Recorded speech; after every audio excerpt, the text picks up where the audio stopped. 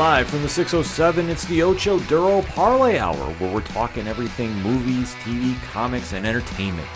Join in the conversation on social media with the hashtag ODPH, because here we go.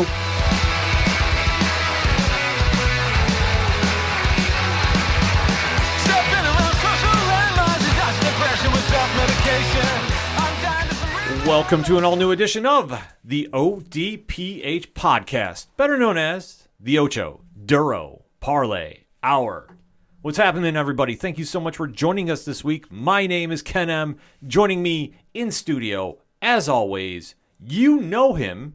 He's the co-host. His name is Padawan J. Hello, hello, hello. Folks, we have a lot to talk about in the land of movies, TV, comics, and more. You are tuned into the entertainment edition of the ODPH, and we definitely want to interact with you. So make sure to swing on over to odphpodcast.com. Join in the conversation on social media accounts. They're all right there on the front page, along with the TeePublic store, along with the Patreon link. Shout out to all of our amazing patrons. You heard one on the sports edition this week, and that is Joey from the So Wizard podcast. Fantastic episode. A lot of rave reviews coming in about that, so you definitely want to go check that out. And if you want to find out more about them, you can obviously go into the classified section, go into the Patreon links. We have it all, and we definitely recommend swinging on over to odphpodcast.com for anything and everything that is the ODPH. And on social media, remember, use the hashtag ODPHpod. But kicking off the entertainment edition of the ODPH, we have to recap the event that was D23. Now, Pad, if anybody is not familiar with this event, give us a quick breakdown. D23 is the Disney exclusive, and when I say Disney exclusive, it's all the properties Disney owns. So, Marvel, Lucasfilm, 20th Century, Pixar, Disney Studios, the television stuff, where it's all Disney focused, so it's what they got coming, some of the stuff in the immediate future, some surprise reveals. It doesn't happen every year. I think it's like a semi-annual type of thing, although the frequency of which I'm not entirely sure of. I know it's every couple of years. So when it comes around, everyone is very excited about it because it's all things Disney, and it's also all their properties. Yeah, it's kind of a big deal, to say the least. I mean, it's not as big as San Diego Comic-Con, but it still carries a lot of weight, and that's the big thing with this. Looked it up. D23 is once every 2 years. Yes. So when everybody was really amped up about San Diego Comic-Con, which gave a lot of Marvel releases, gave a lot of Star Wars info, it really set the tempo for pop culture and nerdom, if I can use that word, moving forward. And obviously, as we're going into con season now, it's really ramped up the fan base. It's really ramped up in pop culture. What's coming next from Marvel? What's coming next from Star Wars?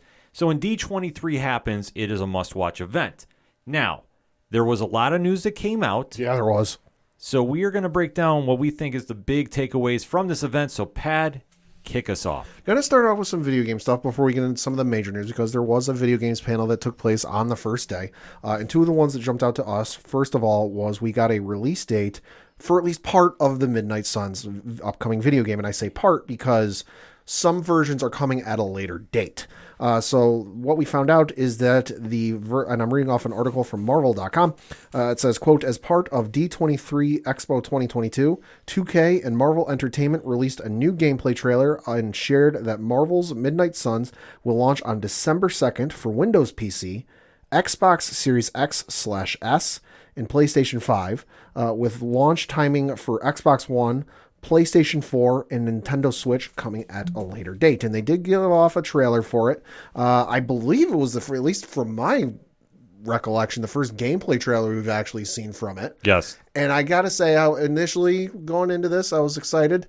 Then I saw the gameplay trailer and I got a lot less excited because it appears to be like a real-time strategy, game in the vein of like a StarCraft or something like that, where it's not necessarily a button masher like with the Marvel Avengers game that Square Enix put out, or like this Spider-Man game that Insomniac Games put out, where like you're action oriented, you're going around, you're fighting guys, you're doing this. It looks like it's very detailed, that like you're not exactly going to be running around as Wolverine slicing people up left, right, and center. It looks like you're going to have to be methodical, plan your stuff out, because it looked like on the trailer at the bottom of the HUD, the heads-up display, there was cards, and you had to use cards to play. I'm not about that real-time strategy life, so this might end up being a pass for me.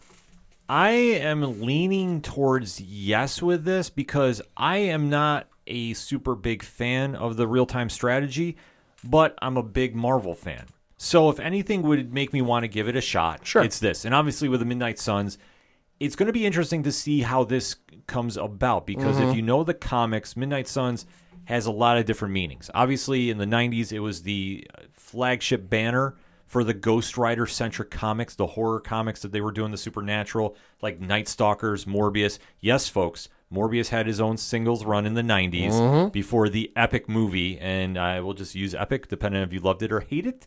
So obviously they had some source material work with there, and obviously Ghost Rider was one of the hottest books, no pun intended, on the market in the 90s. So it's gone through a transitional phase since then. Obviously, there's a new book that is coming out now with Marvel that's kind of a mashup of that lore with current lore, and it's going to be something interesting to watch. But when we saw this trailer, obviously there's a lot of hype behind it, because when Marvel does a game, it's an event. Now, are all of them home runs? No, we have to be honest about this. But this really looked good. Now, being a real-time strategy game, I'm definitely intrigued, because I can't really remember too much, and obviously correct me on Twitter if I'm wrong, at ODPH Podcast, them doing a venture like this before. I think there have been instances of that in the mobile sphere, just because it's easier to do that on mobile than, say, a Marvel Avengers game or the Spider-Man game on mobile. So I think in terms of mobile, yes. I think in terms of console or PC, so like a wider release, I don't think so. Okay, that would make more sense, because I only do consoles. The mobiles eat up too much data on my phone. Oh, I understand. And just the lag time. And their grinds. Yeah, and I got a lot going on, so not trying to brag, but a podcast really takes up a lot of time on your phone. But this does look interesting. I will say this. I'm more open to giving it a shot after seeing the trailer. I probably, just because I'm so not a fan of real-time strategy, like I just don't have the patience. I'm not that much of like a strategy kind of person. I'm no Napoleon Bonaparte. I'm no master strategist. That said, though, if PlayStation comes along, in like a year, 2 years, whatever it ends up being, and decides to put this on, the PlayStation version of Game Pass, or put it as like a free game of the month, for one of their months, I'll give it a shot for free. But because I'm just never delved into the real-time strategy genre, I can't see myself shoveling out $60, $65, whatever it is after taxes, for something that just I've never really dipped my toes into. Like I said, if this was like in the vein of like a Marvel's Avengers or the Spider-Man games, I'm putting my money down right now. Oh, I mean, because I've always been about that genre. But just with this, I'm hesitant. Like I said, so if I get it for free at a later date, I'll give it a shot. No, and that's completely fair, because we give honest takes here. So some things we really like, some things we really don't. So this one, as we get closer, we'll definitely be talking a little bit more about. There was some other Midnight Suns stuff announced, because reading from the Marvel.com article again, it says, quote, "In addition, Marvel's Midnight Suns prequel shorts were announced. A set of 5 short videos that provide backstory on how Lilith became the mother of demons, and how superheroes like Blade, Magic, Ghost Rider, and Nico Minoru came together to form the young core of the Midnight Suns. They gave a teaser trailer for the upcoming series, and you will be able to watch the first one will premiere on October 31st, 2022 via the Marvel Entertainment YouTube channel, with subsequent videos scheduled to be released weekly. Those are going to be coming out, like we said, before the game drops on December 2nd. And we should note, if you are into real-time strategy games and you're very excited for this, you pre-order now, you will get a Doctor Strange Defenders skin as a pre-order bonus. All right, so that might be worth a while. I mean, granted, if I'm really sold on getting that game, like that might be something to do. Another video game that was announced, and this one I think had been rumored for a while, but like nothing was ever firm. Reading from an article on IGN.com, quote, "The new Marvel game from Amy Hennig's Skydance New Media division is taking a different approach to the Marvel universe, teasing a game set in World War II era Paris, starring Captain America and Black Panther." Ooh. And this game should be amazing, because to some of you video game folks, the name Amy Hennig should ring a bell. It should get you very excited. But for those of you who aren't familiar with Amy Hennig has been in the gaming industry since at least the late 80s, early 90s. But she's really come to fame working on the entire Uncharted series on PlayStation.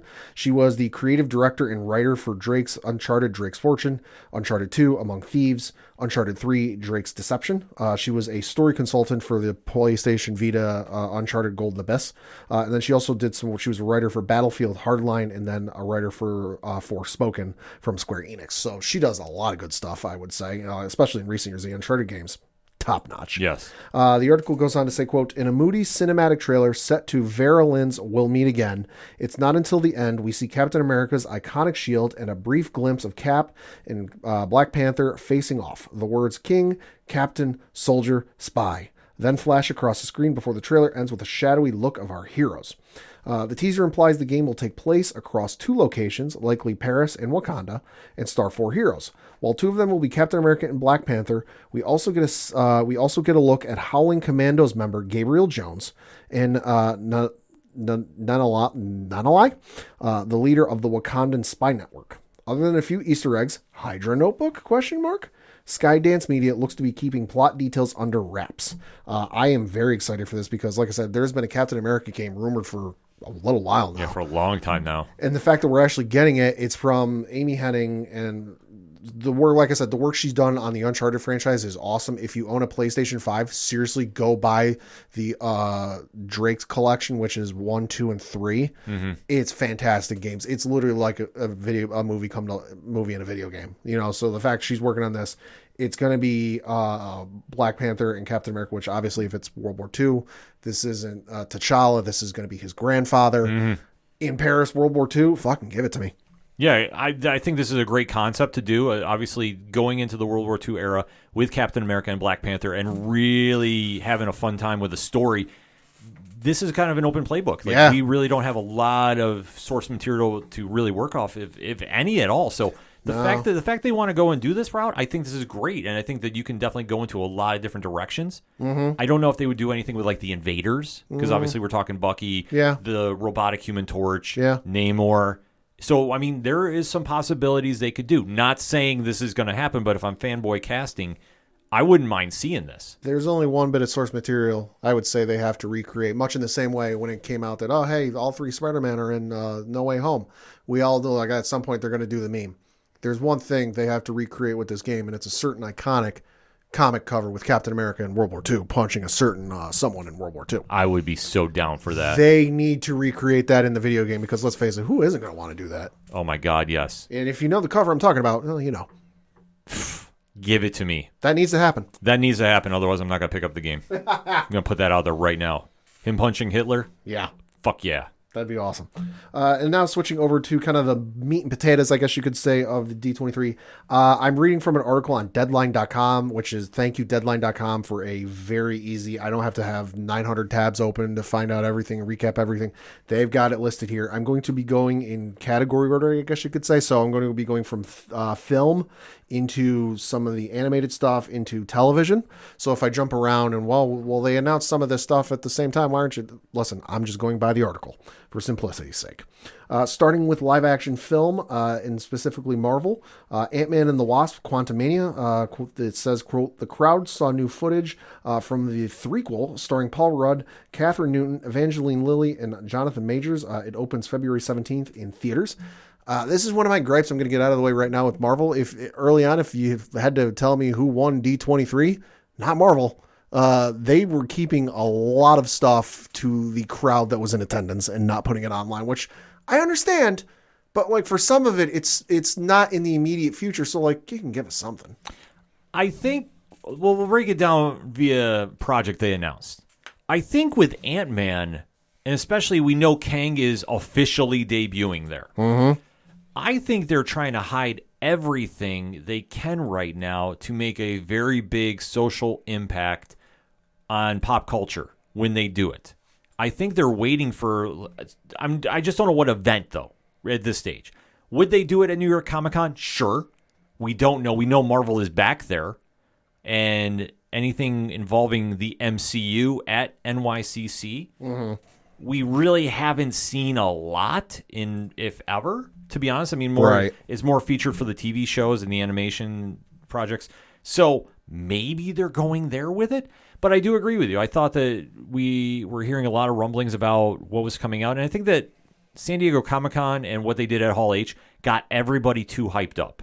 And I think that the expectations were never going to be met unless they unloaded the entire arsenal.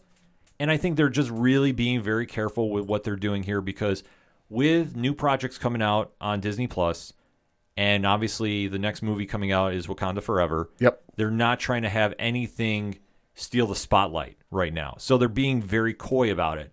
But I do agree with you. I would have liked to have seen something get released. Yep. And speaking of Wakanda Forever, they did show off new footage from the upcoming sequel starring Angela Bassett as Ramonda. Opens November 11th in theaters. This footage was not made available to the public, which, I mean, I understand. It's kind of close up, but at the same time, I figured you want to put it out for a little bit of promotion. But is what it is. Well, I think they're also waiting to, again, like Yeah. I think that they've now seen they don't have to release a lot. Yeah. And the fans will still show up, because you remember Spider-Man No Way Home. Oh, yeah. How long was that? And then that was a while. And then you look at Doctor Strange 2, and then Thor as well. And, Yeah. and maybe the reaction to Thor Love and Thunder maybe has made them be a little more cautious. Maybe. But I think they also know that they have a hit on their hands, and they're just like, we don't need to really do anything. We know the fan base is going to show out for this. We're just going to take our time. But if you're at D23, we're going to give you some morsels to go talk about. Well, and I think it could be just partially they're trying to avoid burnout of like too much at once. Where you think, you've got right now the She-Hulk series going on, but then you also had Thor Love and Thunder hitting Disney Plus for the first time, coupled with all the other shows that were going on, while the movies are coming out. So I think it's like superhero burnout.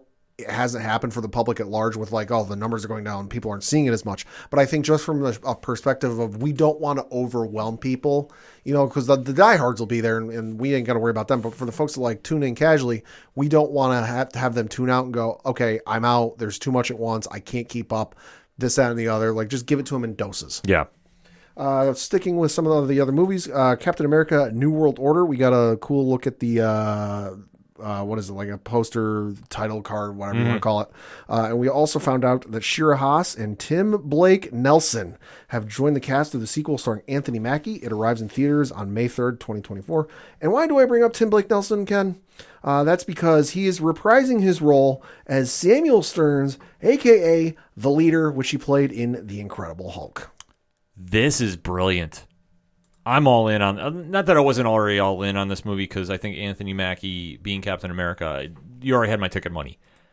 I think this is absolutely fantastic that you're going to have the leader get reintroduced, and where we're going to go with this really is anybody's guess. I'm really starting to think Universal might have just given up on the rights to The Incredible Hulk. Well, I think because you think about it, yes, The Incredible Hulk is a part of the MCU timeline, and he's been in the MCU since, its inception.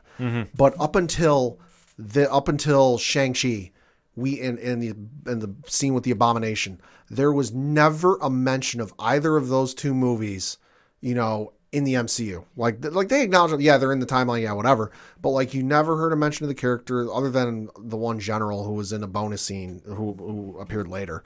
But like in terms of like characters or villains or whatever else, they've never made boo about it. And now in the last, year and a half, we've now had the Abomination come back and the leader come back. I'm really starting to think Universal just said, you know what? Have the rights back. And you know what? It makes sense. And they knew that Marvel made them a ton of money. And they know that obviously they're not going to be able to duplicate that success. And there's no shame in that. No. Marvel just has a formula that works for their characters. There's nothing wrong with this. So if Universal says, okay, we still got the rights, you still pay us, it's a win-win. Right. I mean, they have enough franchises that they can still make money with. I think even technically by what we understood the old rights rule to be that like you had to make a new movie every so many years or else or new project or else the rights went back. That was part of the whole reason that they wanted to crank out a new Spider-Man movie so quickly, and Sam Raimi wanted to take time on it, but with the amount of time he wanted to take, the rights would have reverted back. Yeah. It's been, 10 years or more since we've had the last Hulk movie. In theory, they should have reverted back to Marvel because, yes, they were using the Hulk, but that wasn't for a Universal project. That was all for Marvel projects. So I don't know how the hell this is working. Plus, you got the whole Namor thing that, like, for years, it was never sure who had the rights to Namor, because is it Universal? Is it Marvel? Nobody ever knew. And then all of a sudden, out of the blue, he's in a Marvel project. So I'm sticking to my guns. Universal just gave up the rights and said, "Here, have them." But you know what? They're still making money. Like that's the thing. It's not a loss for them, and I think that they realize that obviously the films they've done have not been a success. They're not going to sit there and just keep throwing money at it, hoping it sticks. Yeah. So, you know what? More power to them. And, like, I love the casting they've done for this movie. Yeah. And I think it's going to be a really creative story. I'm all in. So, give it to me.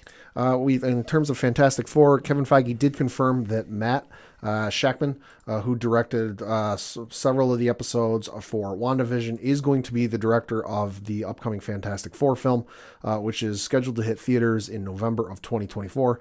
Did not have any casting announcements, which, hey, if they're just announcing a director, of course they're not going to have any casting done. Mm-hmm. Yeah, they're not going to do anything. But obviously, we kind of suspected this was going to be the case, so this just confirmed it. So nothing completely out of the realm of ordinary here. And I think that, if anything, maybe it was a disappointment because we've all been waiting to see who the Fantastic Four is going to be. Mm-hmm. That there's so much fan buzz about this. Like, we have to remember this. This project, when it was first announced at San Diego, everybody stood up. And everybody's waiting because, obviously, the first family of Marvel, the expectations and the history involving this franchise is astronomical. And it's not about anything lightly of how much the Fantastic Four means to the MCU and the comic universe is immeasurable. So now, bringing it back to the silver screen, you really need to hit the home run. Like, you can't have that error because obviously the last movie was an epic failure, to put it mildly. Yeah. The first run mixed. For its time, it was good. Nowadays, no. It doesn't hold up, but I mean, for its time, for its time, yes. That's what I say. It's a mixed reaction. So I'm sure that they want to wait for a big moment to do it. Maybe New York Comic Con, maybe not.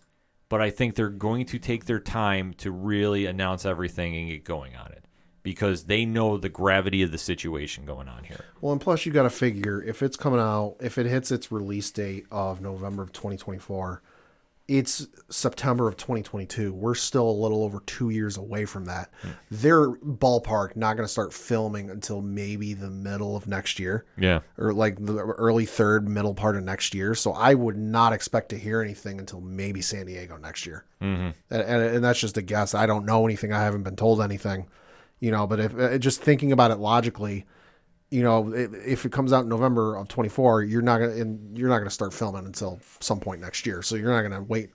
You're not gonna announce it until you're ready to go film, and then it's gonna be impossible to keep that under wraps any further. Right. So we'll have to wait and see. But at least the director is picked. We all had the idea. So casting will get announced sooner than later. Yep. And then lastly, and certainly not least, we got a bunch of casting announcements for the upcoming Thunderbolts film, directed by Jake Schreier. This is going to close out Phase 5 of the MCU. It is scheduled to release on July 26th, 2024. And the folks who were announced for this film are, and again, I'm reading from an article on Deadline.com. You have Florence Pugh and David Harbour, along with Olga Kurylenko, who are going to be reprising their respective roles as you saw them in Black Widow. So that is Yelena Belova, Red Guardian, and then Black Antonio, aka Taskmaster, along with Julia Louis-Dreyfus as Valentina Allegra de Fontaine. You will have Sebastian Stan in it as Bucky Barnes, along with William Russell, U.S. agent. Russell is returning as John Walker, U.S. agent, and then you have John Kamen, who is going to portray Ava Ghost. Okay. So let me be honest, and obviously, if you're a longtime listener to the ODPH, you know I do not like the character U.S. Agent, so I'm taking that out. I'm putting the disclaimer out. Take him out of this argument. Sure. There is nothing great about this lineup. Mm-hmm. In my opinion, you have literally, just call it Black Widow 2. Like, this is Kinda, not, like, more or less. Why you're stacking this team that are all pretty much around the same power level or lack thereof? Like, they're all super soldiers for the most part. Right. The only one that has any powers is Ghost. Right. What is the selling point about this unless you're going to try making them a Suicide Squad type team? it doesn't really add up. Like, for me, I'm sitting here going, okay, Thunderbolts is a very interesting property at Marvel. Sure. If you've ever read the comic, the original run with Kurt Busiek and Mark Bagley, fantastic. I recommend it, and I will always stand on my soapbox, is the last comic reveal not to be ruined by the internet. Okay. So when that issue hit and you read that last page, you were like, oh my God. And talking to people at the comic shops, talking to people everywhere about it. Sure. It's gone through different incarnations throughout time. There's been a Red Squad that was all like Deadpool, Red Hulk, Punisher, Elektra. Luke Cage had a run with the team. Bucky Barnes has had a run as the leader of the team. So that being said, like, this team really doesn't have a lot of standout characters. Sure. Bucky Barnes and the U.S. Agent are basically the same character. Pretty much. To a degree. They're just different sides of the coin. Yeah. Same thing with Black Widow, which that's Yelena. Yep. So that's why I'm calling her. Yep. And Red Guardian. Which is, again, another a shittier version of Captain America. Right. Which you already have two of. Exactly. So why not go into the playbook at least and go, we have the Abomination, who we just brought back for She-Hulk. Right. You could add him to the team. You can take a look at some of the characters that we haven't seen introduced that have been part of Thunderbolts. Right. Songbird comes right to mind. If you know that comic, sure. You know, she's one. Moonstone is another. So there are some characters that you can add a very cool dynamic to with this team. So I'm looking at this going, okay, this is going to be their version of Suicide Squad, which, and I'm not saying they're going to go on like deadly missions and if they get killed, and it doesn't matter. I'm just looking at it going, these are supposed to be your quote-unquote anti-heroes getting redeemed. Sure. And do we really have this buzz for it? I mean, I understand as Marvel fans, anytime they release a property like Thunderbolts and you know the name, you get really excited. I saw this lineup and I just went, they're all the same pretty much. Like they're all same power levels. They're all, you know, similar backgrounds except Ghost. Like Ghost is the only one that stands out. And maybe Taskmaster. Taskmaster to a degree, yeah. To a degree, but I go, everything else is, I mean, this is like Agents of S.H.I.E.L.D. almost. Like season 1. See, for me, I agree with you that this lineup is a little confusing, but the more I thought about it, the more, and maybe I talked myself into it, but the more it started to make sense, because on the surface, this team makes no sense. But also, it kind of does, because the one thing Kevin Feige said during this portion of the presentation, the Avengers are no longer a thing. Right. They're not around. They're quote unquote disassembled. Not to, you know, invoke the name of the comic. Right. I got you. But just in terms of like, they're not around anymore. Like if the, you know, the Celestials show up or whatever, the Avengers ain't coming calling because they're not around anymore. So what I think is going to happen is this is a stepping stone to get the Avengers back. Because we know in the timeline of movies, Thunderbolts happens. It's going to be the end of Phase 5. Phase 6, we get the first Avengers movie back in 2 phases. I think this is going to be a stepping stone for the Avengers coming back, because you think about it, and we ran through the lists, some of the lists already, and their comparisons to the Avengers. You know, it's like if you like Coke or Pepsi and you ask your mom or dad or your significant other to go to the store while they're at the grocery store. Oh, hey, can you pick me up a bottle of Coke? Can you pick me up a bottle of Pepsi? But they get you the real shitty, like third brand, like the store brand that like tastes absolutely nothing like Coke or Pepsi. Sure. But they brought it home for you. Like, it is and it isn't the same thing. What I think is going to happen is we've seen Julia Louis-Dreyfus's character getting these people together, and we thought for the longest time they were Dark Avengers, which could still end up being a thing. Sure. That still could end up being the endgame, just not with Bucky there. I can't imagine Bucky turning on the Avengers, but you know what I think is going to end up happening is she's got this team already together or on the precipice of getting ready to get together. Lord, I think there's going to be an Avengers level threat that shows up for this movie. But then, obviously, the Avengers aren't a thing. You've got the U.S. government or whatever, you know, the World Council, whatever or group organization they decide to bring in for this movie. Go, holy shit, you know, we need help from this. But, you know, the Avengers aren't coming around anytime soon. You know, Thor's off doing whatever Thor does. We can't find Doctor Strange. You know, all the Avengers that they knew, you know, Hulk's off-world, Doctor Strange is off in another dimension, Thor's off-world. Like, they can't get a hold of anybody. Captain Marvel is off-world, like whatever else. They go, oh, you know, what do we do? In comes Julia Louis-Dreyfus's character. Oh, looks like you guys need a little bit of help. Lucky for you, I got a team ready-made. They just need a leader. That's when you bring Bucky in. That's when they go to this. And they save the world, but by the skin of their fucking teeth. Like, it's not a close win. A couple of them get their asses handed to them. And at the end, somebody comes in for the save, one of the other Avengers. And that's what brings the Avengers back together, where they go, hey, listen, I know we're all really broken up about Captain America being old and possibly dead. And I know we're real broken up about Tony being dead, but for their memory and the sake of the world, we have to get back together and save the world. And that's what brings them back together. I mean, it could be. That's a very plausible theory, so I'm not going to rule that out. I guess I'm just coming from it being the old school comic fan. Sure. And obviously, if you read that initial run, they can't duplicate it. Right. Because this is when the team was gone in the Pocket universe. Right. And I'm using quotations because that's when Rob Liefeld and Jim Lee were doing the Heroes Reborn. Sure. So this was taking place in the regular MCU when it was not no Avengers, no Fantastic Four. Sure.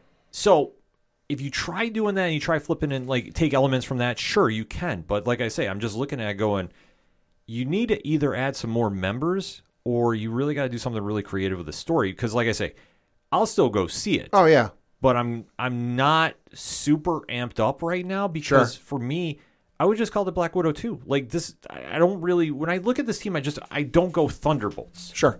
Well, that's what I say. I think it's going to be a two-part stepping off stone. It's going to bring back the Avengers, but I also think it's going to set up Dark Avengers because I can imagine with this movie, Bucky being on the good side now and being reformed, quote unquote, that some of the stuff along this way, he's not exactly on board with. Mm-hmm. Especially you got U.S. agent who murdered a person on live television that was broadcast around the world in Falcon Winter Soldier. Sure. You've got Ghost, who is a loose cannon at best. And some other unsavory folks on that team that like, listen, Bucky's all about saving the world and doing things on the up and up, as much as he can. But you can't say that about everyone else on that team.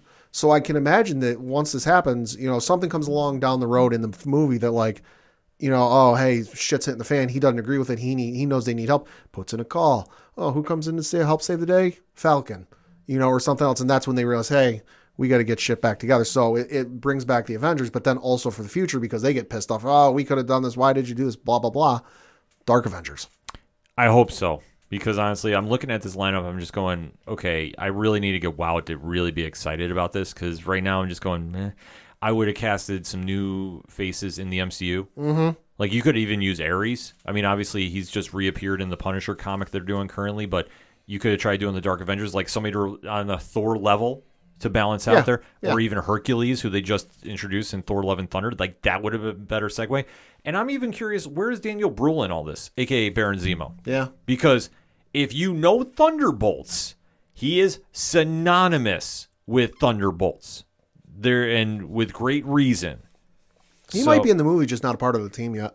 Yeah, I mean that could be the case. Like I hope he does get added to it, and because I just think right now with how this is reading, I don't want to see the Marvel version of Suicide Squad. I really don't. But all these are all anti-heroes. Like that's what it comes out as. Like everybody's they're having a redeeming arc. I can see Zemo being in this movie because all this announcement really was just, hey, they announced they're doing the Thunderbolts movie. Yeah. And then they just specifically said, hey, here's who's in the Thunderbolts. They didn't go any further like past, because they didn't even bring up some of the other characters you would expect to be in this tied in with the Thunderbolts, So I just imagine this just be, hey, this is just the cast of Thunderbolts. I imagine Zemo will be in it, though. How hilarious would it be if they decided to go Deadpool 2 and like this is supposed to be X-Force? Oh, no. And they all get killed like in the first 5 minutes? Only if I get a Brad Pitt cameo. Oh, if he comes back as Vanisher? I need a Brad Pitt cameo. That would be absolutely epic. So if that happens, I will change my grade right now. But I just thought it was kind of lackluster, to be honest with you, like for what I'm expecting for Thunderbolts. And maybe that's my fault, just being a fan of the original comic. Like, I know that there's been different incarnations lately. Yeah. And obviously they plug and play with a lot of that original lineup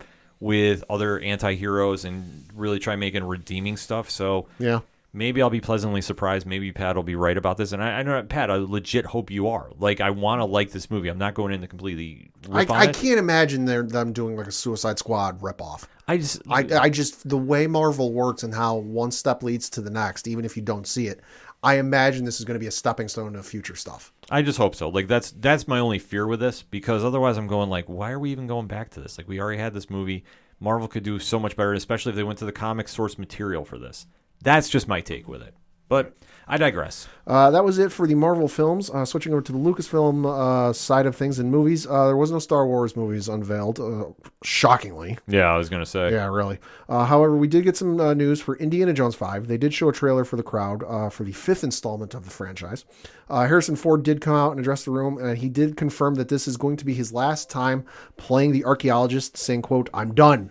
I will not fall down for you again." A little disappointed we didn't get the trailer, but hey, I understand. They've just barely started filming this damn thing. And if you haven't seen it, there was an awesome photo backstage of Harrison Ford reuniting with the actor who played Short Round in Temple of Doom. Oh my God. That was the most genuine look of joy I've ever seen on Harrison Ford's face. Yeah, I saw that picture. It looked awesome. Loved it. So that was for Indiana Jones 5, and they also gave a new trailer for Willow, which of course is from the 1988 classic. We also got a reveal of a new cast member, that being Christian Slater. He's joining the ensemble cast that includes Warwick Davis, Joanne Wally, Ruby Cruz, Aaron Kellyman, Ellie Bamber, Dempsey Burke, Amar Chada Patel, and Tony Revolori. But holy shit, Christian Slater. Yeah, that's big move. Yeah. Real big flex right there. So that was it for Lucasfilm on the 20th century side of things. Well, they only showed one movie, and hey, we called it. That was for Avatar: The Way of Water. They got a load of, they got shown a bunch of footage, and I know from somebody in our podcast group, I forget who it was, and I apologize for forgetting who you were. Somebody we know was there, and they actually got to see the footage in 3D, which sounded awesome.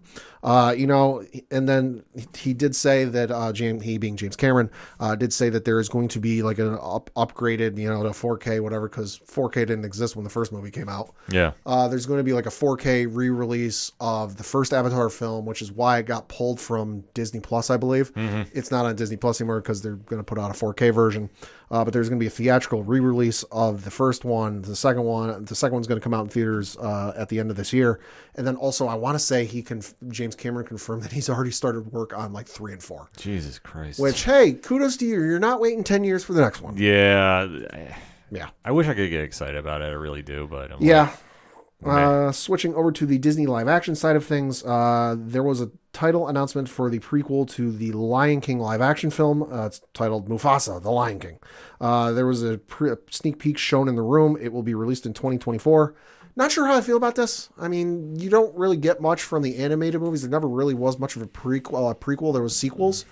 There's the writers of the animated movie did come up with a prequel, quote unquote, in that they explained how Scar got his scar. Yeah. And gave his name. But past that, there was never much. So, I saw the live action Lion King movie. It was the movie. It's just I couldn't get past the dead stares of the animals, which was creepy as all fuck. Yeah, that was... Like, the songs were good, and the singing was amazing. But then the dead stares of the animals is like Zazu's, John Oliver is Zazu flying at me, singing about king with quite so little hair, and he's just deadpan staring at me was off-putting. Yeah, it's reasons. I got nothing on that one. Yeah, we did get a new teaser trailer for the live action Little Mermaid movie coming out with Halle Bailey, and holy shit, she got a set of pipes on her. Yeah, she was definitely singing. Crushed it. It is the trailer did include a clip of the Part of Your World scene, which probably one of the more famous songs from the Disney Renaissance, I guess you could say. I'd say so. I was a fan of the trailer. I knew they were doing it. I wasn't quite sure what to expect just because, listen, Jodie Benson is one of the better singers Disney has had in their employ. She still voices the character and still sings the songs to this day. It's been however many years. But hey, to Halle Bailey, kudos to you. You did a good job. Yeah, absolutely. And then on the Disney Plus side of things, we got a new trailer for Hocus Pocus 2, the sequel that is going to premiere exclusively on Disney Plus on September 30th. Gotta say, I'm a fan of Hocus Pocus 1. This one looks good. I was nervous. It's been rumored you'd always see the posters, quote unquote, pop up on social media around this time of year for years. And you always have to pop somebody's bubble. Oh, hey, sorry, it's not true. Well, hey, this time it's real. And it looks good. I'm not a super big fan of this franchise, but it looked okay for what it was. Yeah. Like, I can understand if you're a fan of this, you really got a lot to look forward to. So I'm not hating on it at all. Just not my cup of job. Then we got a first look trailer for the sequel to Enchanted titled Disenchanted that is going to premiere exclusively on Disney Plus beginning November 24th of this year. Can't really say much on it. I didn't see the first one. I know people are fans of it, and I know some people who saw the first one saw the trailer and said they're excited for it. So, hey, cool. And then lastly, the Peter Pan and Wendy, which I believe is going to be a live-action version of Peter Pan. I'll be honest, I forgot this was coming. Is going to be released on Disney Plus in 2023. On terms of the animated side of things, won't go through everything. They did announce a sequel to Inside Out, that with this film starring Amy Poehler. Gotta admit, did not see this coming. They announced that is going to be coming in summer 2024, so a lot of people excited for that. And then on the other side of the animated side of things, they announced a film called Wish. And the article on Deadline says, quote, Walt Disney Animation Studios' next original feature film is revealed as it is its fall 2023 release. Directors Chris Buck and Fom, Lord have mercy, Veerasunthorn, outlined the story, which is set in Erosis, the kingdom of wishes, where wishes can literally come true. It centers on 17-year-old Aisha, who makes an impassioned plea to the stars, which is answered by a cosmic force, a little ball of boundless energy called Star. Together, they face the most formidable of foes to save her community and prove that when the will of one courageous human connects with the magic of the stars, wondrous things can happen. Alan Tudyk will voice a goat named Valentino. Awesome. Julia Michaels is writing all of the songs. The film is written by Jennifer Lee. Peter Del Vecchio produces, and Juan Pablo Reyes co-produces. I gotta say, I saw this, and like as soon as they said Alan Tudyk, I'm like, all right, I might be in for this. Yeah, Tudyk, I'm definitely going to check it out. Yeah. Like, I don't need much, but Alan Tudyk, he's awesome, so I'm sold. And then switching over to the television side of things, Marvel, first up, we did get some news about Ironheart, and that is Shakira Barea is joining the cast of the Disney Plus series, starring Dominique Thorne as Riri Williams. The premiere date on this is yet to be announced. We also got some other news, Ken, about this show, though. Yes, Anthony Ramos has been confirmed to be playing Parker Robbins, a.k.a. The Hood. Which sounds like something out of the Batman Rogue Gallery, I'm not going to lie. No, but he's a fantastic villain. Really interesting how he's been written, because he's basically a low-level criminal who comes across a magical hood that gives him powers, and basically think Doctor Strange meets the Kingpin. Okay. And when he's done well, I want to stress this, when he's done well, fantastic character. There's been some times where it's like, meh, and I'm not going to hold back about that. But I do love this. I love this as the main antagonist for Ironheart. Like, this is some really cool combination of how they're doing, like much with Captain America and the Leader. Yeah. Like, I would not expect these two to be crossing paths, but I love the idea they're going with it. And like I say, if you really read Marvel Comics over the 2000s and so forth, you know who the Hood is, and this is a really interesting choice for a villain, but I'm all in for it. I'm all in. Oh, I am too. Love this. And then next up, we got our first look at the upcoming series, Secret Invasion, which is coming to Disney Plus, starring Samuel L. Jackson, reprising his role as Nick Fury, and that is coming in 2023. So this trailer, to kind of summarize a lot, Samuel L. Jackson is back. Mm-hmm. Just what Nick Fury we're getting, we don't know. This trailer brings up more questions and answers almost none of them. Yeah, because we are seeing a Nick Fury without his eye patch. Yes. And he's emerging from a space ship of some sort. He's getting beamed down. Yeah, and he's meeting up with Kobe Smulders, Maria Hill. Who's pissed. Yeah, because she's been trying to get a hold of him. He's not answering calls. So we're all just trying to put pieces together to where we saw with the end of Captain Marvel. Mm-hmm. And obviously he was in space last time we saw him, allegedly building Sword. Yep. So to see him return now, and obviously he's going after the Skrulls. And you see the Skrull invasion has been getting sleeper cells put in different time periods. Yep. You're seeing in one case where somebody's attacking, and you see the security detail all shifts into the same person. Yep. So they are showing that the Skrulls have been here a while, and that's one thing that we're going to have to really deep dive into with this series. Yeah. Because obviously it's based off the Marvel Comics story. Right. Now, that being said, this is a very different interpretation from that story, because in said story, a lot of Avengers were Skrulls, or should I say B-list Avengers, not really any of the heavy hitters. I thought that was one of the major miscues of that storyline. Sure. Because for everybody that was supposed to have been Skrulls this entire time, you really didn't have any real heavy hitters. Like, you had the B-level ones, but you never had like a Captain America. Right. So I think it loses its impact. The one takeaway I will say from this trailer is Fury is a Skrull, one way or another. At least one of the incarnations we see in that trailer is a Skrull. Yeah, I got that vibe too. Yeah, I just can't figure out which one. Is it the one without the eye patch or the one with the eye patch that we've known all this entire time? Yeah, because that was my first thought was, that's a misdirection. They didn't realize that Fury wears an eye patch, but then I think back to the end scene from Captain Marvel where the one that's impersonating him on Earth is wearing an eye patch. Yeah. So, boy, the misdirection is multi-layered on this. And I forgot who I was talking to online about this, and I apologize, so definitely hit me up on Twitter, and I'll definitely give you credit for that. They were pointing this out, too, that, hey, he doesn't have the eye patch here. What's going on here? And I figured he just got healed. Well, it could just be him being undercover. That, like... Could be. He's so synonymous and so well-known, for that eye patch. That, like, hey, it's the Clark Kent, syndrome. They're like, as soon as I put the glasses on, nobody recognizes me. Yeah, so it's going to be something definitely to keep an eye on for, no pun intended. I just hope Emilia Clarke, a.k.a. Daenerys, is in this show.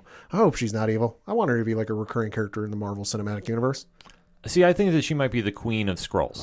But it depends. I mean, she's going to get killed off. It doesn't, well, yes and no. Like, this story could go a lot of different directions. I think the only thing that I will say for certain, like, if we're going to do Locks and Leaps. So, Locke is Fury as a Skrull. One incarnation of him is going to be a Skrull. Yeah. The leap is, this is what rolls into Armor Wars, because we see Don Cheadle's Rhodey in this. Yep. And he's questioning about security detail. So my guess is this will spin into Armor Wars, and the Skrulls will be stealing Tony Stark's armor. Mm-hmm. And then that's where it kind of rolls in from there, which makes perfect sense. Love it. Run with it. Yeah. Other than that, like, you have a very cool espionage feel to this show. It's not giving away a lot. You're having a lot more questions than answers. It does have the Winter Soldier vibe to it, which I love. Yeah, I do too. So you're going to have a lot of who is who and trying to figure out who's a Skrull and who's not. I think the fans at home are going to definitely get into this. I think the pop culture audience might have a difficult time with this. Maybe. Depending on who the big reveal is going to be, because obviously Fury is one incarnation of Fury is. Like, let's get that away. Yeah. But are we going to see another hero in the MCU be a Skrull too? Which that's a safe bet. I think they need to. That's a safe bet. I just don't know who, though. Because you have to really make a big impact. And unfortunately, you're not going to get Chris Evans. You're not going to get Robert Downey Jr. No. You're not going to get a Tom Holland. You're not going to get Chris Hemsworth. So you're going to have to get somebody on that level. Right. Would it be smart money to do a Jeremy Renner? Oh, absolutely. You could do Renner. You could do Ruffalo. You could do Paul Rudd. Or, it would be the safest bet, even though I know they would have a tough time explaining it. Scarlett Johansson. Yeah. That's the easy way to bring her back. That's too many hoops to jump through, because like everyone that would be tied in with the show knows she was dead. Knows she's dead. Depending on when this comes out, just because it says premiere 2023, I would say maybe the safe bet is depending on when this comes out and then whatever movie is around it. Mm-hmm. I wouldn't be surprised if a hero from that movie ends up the actor or actress ends up showing up in this show. And, Fury or Colby Smulders or whoever else goes, hey, wait a minute, weren't you just in, blah, blah, blah last week? And that's when the cover's blown. Yeah. Until that time, I'm just going to blame the Eternals for everything. Yeah. Because, they are the true villains of the MCU. Hey, we've gotten an acknowledgement of that giant statue poking out of the ocean. Yeah, exactly. Whose fault is that? Theirs. Yeah. But either way, though, I mean, this trailer, I think, looked good, and I'm definitely excited for it.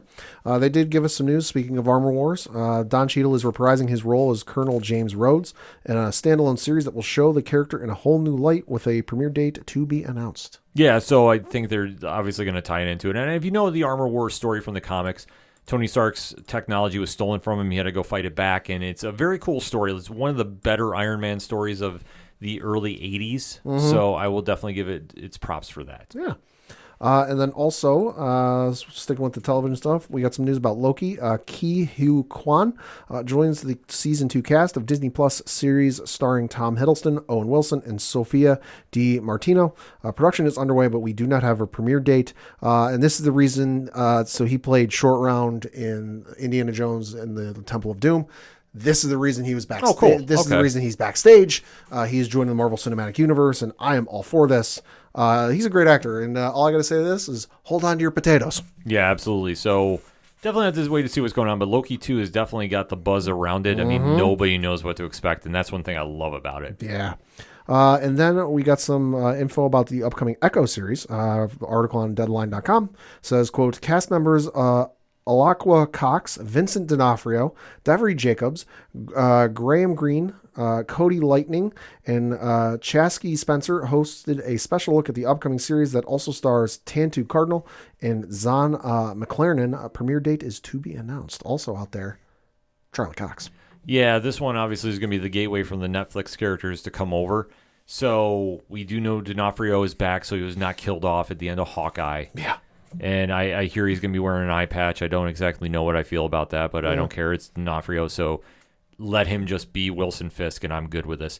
So I'm excited to see what they're going to else bring in for this. I mean, obviously, rumors of Jessica Jones and Luke Cage are swirling around this show as well. Mm-hmm. So definitely have to wait and see. ... And then, speaking of Daredevil, we got some info about Daredevil Born Again. The article on Deadline.com says, quote, Kevin Feige and co-star Vincent D'Onofrio discussed the upcoming series. We're eager to chat about the new Disney Plus series starring Charlie Cox. Production will begin in 2023. And we did get a little bit of a quote from Charlie Cox via the folks over at IGN, where Charlie Cox told them, quote, we made the Netflix show. It ended. Years passed, and we're making another show. Calling it another show suggests that it's not a direct continuation of the original series, though that according to IGN.com. Well, not to be fully surprised with, I guess. No. I mean, they're going to do a reboot in the sense of Marvel. I don't think we're going to have a full origin story and that.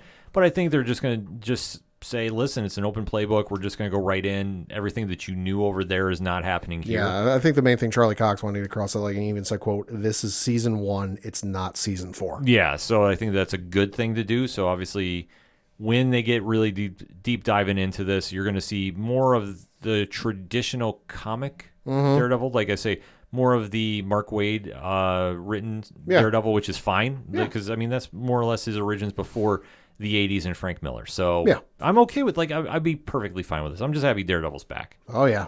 And then lastly, for Marvel, we did get a look at the unannounced, totally by surprise, unless you were paying attention to our social medias, Werewolf by Night. And this is, quote, the Halloween-themed program starring Gail Garcia Bernal and Laura Donnelly. Marvel Studios' first TV special was revealed along with a trailer and an October 7th premiere date on Disney+. This looked amazing. Okay, first and foremost, everybody out here, give Pat his flowers. Pat is the one who broke this on social media. I got a tip off. He got a tip off, but still, he is the plug, as we all know him behind the scenes here. He's got the hot info, so when he posts this on his Twitter, you know something big was going down, and he was right about this one, so your source was correct. We thank you for your service, my friend. Oh, thank you. So this did look phenomenal. Like a 30s style horror movie. Yeah, which I'm perfectly fine with. Yeah. Timed amazingly for Halloween. We saw Man-Thing. Yeah, we did. Like, things I was not expecting to ever see in the MCU, but here we are. I'm okay with this. I'm intrigued. I'm not holding my breath for a lot. Yeah. I wouldn't doubt we see a Blade or Moon Knight cameo in this in some stage. But give me something different, and this definitely has a different vibe to it, so I'm cool with this. And then on the Lucasfilm side of things, we did get another trailer for Andor, which is, of course, dropping the first 3 episodes on September 21st. Nothing really new with the footage. It was a lot of the stuff we've already seen. But it's all, obviously, we're very excited for this. I was going to say, 1 week away, Pad. I know. Early preview. What are you feeling? I have no idea what I'm going to... Listen, because we already know this is getting a second season, so there's going to be a hell of a cliffhanger with this first season. I'm expecting a lot of intriguing stuff just to get from, where things were with, Revenge of the Sith into where we see them with Rogue One. It's going to be interesting to see because it's by and large an unexplored portion of the Star Wars history. Yeah, so we're definitely going to be deep diving into this when the show premieres. So stay tuned for that take when it's coming, but it's really came out of nowhere. Yeah, it did. Think about it. So yeah. We got a trailer for the upcoming 3rd season of The Mandalorian, which is coming at some point in 2023. Looks really good. We got a little bit of an inkling of what's happening as a result of the events that have happened as we saw them, in that because the Mandalorian rescued Grogu, they're a clan of 2. They're on their own, and, quote, you are a Mandalorian, no more. Yeah, I'm not sure what to think here, but listen, the show has not missed thus far. So no. Give it to me. Like I can't wait to see it when it comes out. Probably around Christmas time. Like let's face it, that's when they like to do it. It's perfect timing. Yeah. Everybody's home for the holidays. No better way to do this. And I will say, if you have seen the Clone Wars, there is a shot in this trailer, if you pay attention, that you will see what the remnants or what happened to one of the locations from Clone Wars in this show, and one of the end results of one of the most iconic shots in Clone Wars. If you've seen Clone Wars, and it's specifically, let me give you a hint, it's on Mandalore. You know what I'm talking about, because I saw that when I watched the trailer, and I'm like, oh shit, I know where we're going. Yeah. Switching over to some of the Star Wars animated stuff, we finally got a release date for the Bad Batch Season 2. That is going to be coming out on January 4th. It was supposed to come out September 28th, but super excited for this. It's been, too long since we've seen Season 1, and I cannot wait for Season 2. Yeah, definitely excited about this. And then lastly, and certainly not leastly, for the Star Wars side of things, we got a first look trailer at the upcoming series of shorts, 6 episodes, titled Tales of the Jedi. And it looks like, from what I've heard, with these 6 episodes, 3 of them are going to be about Dooku, and 3 of them are going to be about Ahsoka. And based off of the trailer, it looks like the Dooku episodes are going to be from before he left the Jedi, because, well, he's carrying a lightsaber that's not red, and 2, he's hanging out with his Padawan, Qui-Gon Jinn. And then also it looks like the Ahsoka episodes are going to be taking place. It looks like there's some of the stuff in the Clone Wars, just because there are some scenes of it that if you've seen Clone Wars, it's her early season look, before she goes into the later seasons and she gets the longer head tails to lightsabers. So it looks like it, but then there are also scenes from Padme's funeral. Because that was surprising. There's a shot of Padme's funeral, and then there's a later shot in the trailer of Ahsoka in the crowd at said funeral. So this looks like it's going to be filling in some of the gaps from the Clone Wars. This show looks awesome. I cannot wait for October 26th. I was blown away by this. I actually thought this came off extremely well, and Pad was mentioned about all those Easter eggs. Yeah. It took me a double watch here as I'm sitting here with him going like, oh my God, you're right. They have really taken their time to really deep dive into the lore. Oh, yeah. Well, because you know who's behind it. Dave Filoni? Uh-huh. Of course. If Filoni is behind it, you know it's going to be money. So yes, it is. A lot of things to be excited about for that. So definitely something to keep an eye out for October 26th. Yeah, and then on the Disney Plus side of things, just a couple of things. One of which is The Muppets Mayhem. That is a comedy series from Disney Branded Television and ABC Signature. Is going to be hitting in 2023, starring the Muppets. Can't go wrong with that. No, you can't. They did release a trailer for the original series from Disney TV for National Treasure: Edge of History. So I'm excited for it, but the fact that and Jerry Bruckheimer still teasing National Treasure 3. Got to find out what's on page 47. Just saying. Yeah. We did get a trailer, and I got to admit, I forgot this was coming until I saw the trailer. The Santa Clauses. It was a first look trailer. It is the original series starring Tim Allen, reprising his role as Santa Claus from those movies. Mm-hmm. And the thing with the trailer, listen, I'm going to come out and say it. Santa's retiring. Yeah. And everyone goes into a downright panic. As they should. Super excited for this. So that should be awesome. And that was kind of most of the stuff. One of the last few ones, Disney Channel, they did give a trailer for Marvel's Moon Girl and Devil Dinosaur, which it was revealed it added Allison Brie to the guest voice cast. This debuts on February 10th and later on Disney Plus. And then for Disney Junior, for you kids, if you got kids at home, Star Wars Young Jedi Adventures.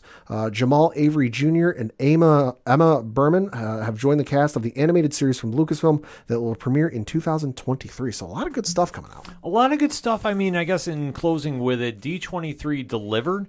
I don't know if it delivered on the same level that people were expecting, but there's still a lot of news to digest from this. I mean, I think it's more Star Wars news than I'm used to. I'll say that much. I will say this. I think how we usually do this, if you're new to the ODPH, is we rank about who won events like this, and I think Star Wars won outright. I don't think it's even close. Yeah, I mean, just because Star Wars, it's, feast or famine, and a lot of times it's famine in terms of like what they announce and everything. Where Marvel, it's like San Diego, it's like, oh, here's the 9,000 shows we're working on in the next 12 months. Yeah. In Star Wars, it's like San Diego Comic-Con. Here's the 2 TV shows we got going on, and we're not going to give you trailers for. So the fact that we got this much, including trailers that they put out to the public, mind you, I would have put Marvel number 1 just because the movies and the television shows dwarf Star Wars, but they didn't really put anything out. It was kind of mostly the television stuff that they put stuff out for, but in terms of like, if I had to rank them, Star Wars 1 for me. You know what the Marvel stuff reminded me of, to be honest? Okay, you remember when DC Fandom did the 2 days? Yes. And the first day was like amazing, and like everybody was ranting and raving. Yeah. It was, oh my god, the greatest thing ever. And then the second time was like meh. Yeah. Well, it also reminded me of some of the dark days, I guess you could say, of San Diego Comic-Con, because I remember the one year where it was Batman v Superman. The trailer came out at San Diego Comic-Con. They didn't put it out to the public for like 3-4 months, whatever it was.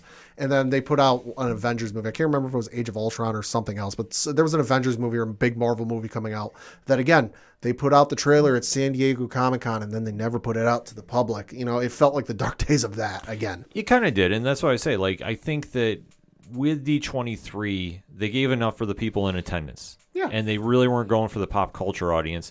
And I think it's something that maybe Disney didn't read the room, or they read it enough that they said, we know you're going to show up for it anyway. Yeah. Like, we don't need to give you a lot. Yeah. And not saying that in a derogatory sense. Sure. But I think what they want to say is, okay, we want to say we have some things in the works. We're not ready to reveal them just yet, but we're just going to say, okay, they're coming. Because you take a look at, like, with Marvel, Werewolf by Night was something to be excited about. Oh, yeah. Thunderbolts is what it is. Yep. But everything else was more or less just... Well, stuff we already knew, just with some added seasonings, I guess you could say, to it. Yeah, just a little more sizzle to it, but not enough to make it a full 5-course meal. Yeah, it was leftovers, but like you threw a couple added spices onto it. Yeah, exactly. So I wasn't blown away by that. I thought the Star Wars stuff was very, very good. Yeah. I thought that they really went out of their way to say, okay, this is going to be our show and really take it over. And I mean, like, obviously it's all under one house, so everybody wins. But I think Marvel took the back seat to this, and there's no shame in it. They won San Diego Comic-Con outright. Like, right. We all have said that. Oh, yeah. So now it's time for Star Wars to shine and move forward. And I think there's a lot of great stuff coming out. I think the fan base is definitely more excited for Star Wars stuff, obviously with everything they announced. And overall, Disney had a big win with this day. I mean, it wasn't a huge one if you're an MCU fan, but not everything revolves around the MCU. I know it's a shocker to some. What? Exactly. But it was a big win for Disney, and there's a lot of stuff to talk about. So that being said, hit us up on the hashtag ODPHpod. We gave you a lot to digest, so we want to know from you, the ODPH Society, what are you most excited about coming out of D23? What about the Marvel stuff? Let's talk about that. How about the Star Wars? How about the Muppets project? I know Pat is super amped up to talk about that. Love Muppets. So let's go have that conversation, shall we? Hit us up on the social media links. We're going to take a quick break. We'll be right back. Are you tired of watching the same old awesome movies? Are B-movies more your style? Then the folks over at They Call This a Movie have you covered. Join us every Thursday as we review the worst of the worst in sci-fi, action, comedy, and more. We are available on iTunes, Stitcher, Spotify, and Podbean at theycalledthisamovie.podbean.com. They Called This a Movie, testing the strength of friendships, one terrible movie at a time. Coming back for another segment on this edition of the ODPH podcast, and we have to break down a show that shook the internet. Yeah, it did. The latest introduction into the MCU has rocked everybody. And now we have a new character that possibly is joining the Avengers. Maybe. And we have to really digest what happened on the latest episode of She-Hulk Attorney at Law. Featured on Disney Plus, the latest Marvel Studios hit with Tatiana Maslany playing the title role is definitely starting to hit its stride. There's a lot going on with this episode entitled, Is This Not Real Magic? So if you're new to the show, we give a spoiler-free statement. Then after the countdown, we go deep diving. So if you haven't seen the episode for whatever reason, you can pause the podcast right there, jump in after you're caught up because we don't want to ruin anything for you. You have been forewarned. That said, Pad, spoiler-free statement on this episode. Thought it was a fun episode, and God almighty, if I didn't need it already, give me a Wong show already, please. Even if it's just a set of shorts, I need something with him because, my God, his comedic timing is incredible. This was the most She-Hulk episode ever, and I mean that if you've ever read the comics, this is the definition you go by. Fantastic episode, lot to break down with it. Go watch it. That said, in 3, 2, 1, Pad, talk to me. Thought it was a really fun episode. You know, it had its serious moments, but it was also lighthearted. You know, didn't get too crazy, but also the humor was on point. There wasn't any humor that for me fell flat. I was like, yeah, I'm not really finding that funny. It was all funny. It was all great. And like I said, give me a Wong show now. Even if it's like the I Am Groot thing where it's like 5 2-minute episodes or whatever the hell it is. Series of shorts, anything. Please give me something with Wong. It'd be amazing. All I got to say is Madison, spelled with 2 N's and a Y. But not where you expect. Not where you expect. Holy crap. That character has set the internet on fire, and rightfully so. Yep. I could not stop laughing, and I'm just literally sitting there the entire time going like, this character should not work as well as it's doing. Well, I think the thing it worked and it connected with so many people is that if you've ever been to a wedding, you know, whether it's a friend, a family member, or your own, you know someone who's been like that. And that like you've had that experience, and it's just that connection like, oh yeah, I know where this is going with them. Yeah. Patty Guggenheim, who plays Madison, absolutely stole this episode. Yeah, she did. She needs to be featured more in the MCU. The fans are demanding it. I think they're going to answer to it, because where this episode kicks off, you're at a magic show with a character known as Donnie Blaze. Not a mispronunciation. It is Donnie. Exactly.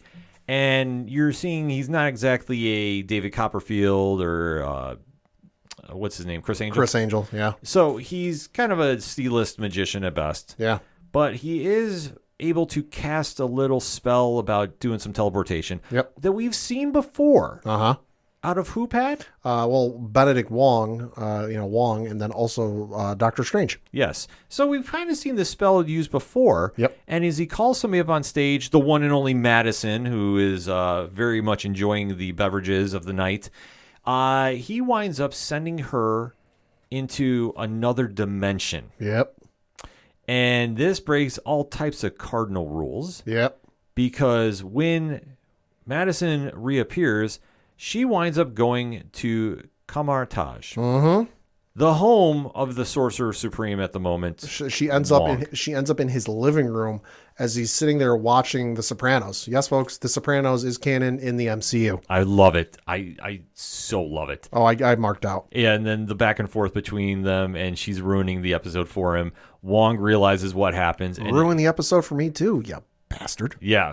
Which I know some people are sitting there saying, Pat, you've never seen The Sopranos? Listen, my parents didn't have HBO when The Sopranos was on. I'm working on it. I'm watching it. Sue me. Yeah, just season 3 is probably the only letdown for me. Okay. Yeah, so go stay with it after season 3. Season 5, greatest season premiere of all time, goes downhill from there towards the end. But everything else in between is fantastic. Or maybe season 6. Whatever the last season of Sopranos is absolutely trash. But I love the first 2 seasons. We'll recommend them highly to everybody. That's my little side note, but let's get back to the show, because at this point, Wong decides to go pay a visit to everybody's favorite superhero lawyer and says, okay, we need to go stop and use a cease and desist, and gives the background that Donnie Blaze, is a cast-off from Kamartaj. Yep, and Jennifer Walters goes, oh, well, this is easy. Did you have him sign this? No. Did you have him sign this form? No. Did you have him sign any form? No. Well, then there's nothing we can do. Yes. So they are trying their best to make something happen, because he is saying with great power comes great responsibility. He has no responsibility, and he has great power. Yep. This is just all types of disastrous happening. Yep. So they are now trying to take him to court. The court case does not go as well as planned, to say the least. However, they do call Madison back to the stand. Yeah, they do. And she gives an epic performance, yelling "Wongers" as his nickname is now. I need that on a shirt, please. Oh, it's got it. I swear to God, it's got to be out there right now. This episode, I guarantee you, gave the marketing department like at least a half a dozen merchandise ideas. Yes. So they wind up losing the case for the moment, and Donnie Castle and company are allowed to still abuse the power that he cannot control. And Wong is sitting there just kind of freaking out at the whole time. At the same moment in the story, though, you see Jennifer Walters has now really embraced the role of She-Hulk. Yep. And she is also now going into the dating app world. And she's starting to meet some possible suitors. Well, at first she tries it as her normal self because, I don't want people to pick me just because I'm the She-Hulk. I'm this superhero. And she goes and creates a profile on this Tinder-like, app. And she gets a couple of hits, but it's nothing special and it's not working. And that's when her coworker says, hey, listen, everyone loves the She-Hulk. Nobody really knows who you are. You're kind of just an average Jane. You should really make a profile as She-Hulk. And she's reluctant to it, but then she eventually comes around to it.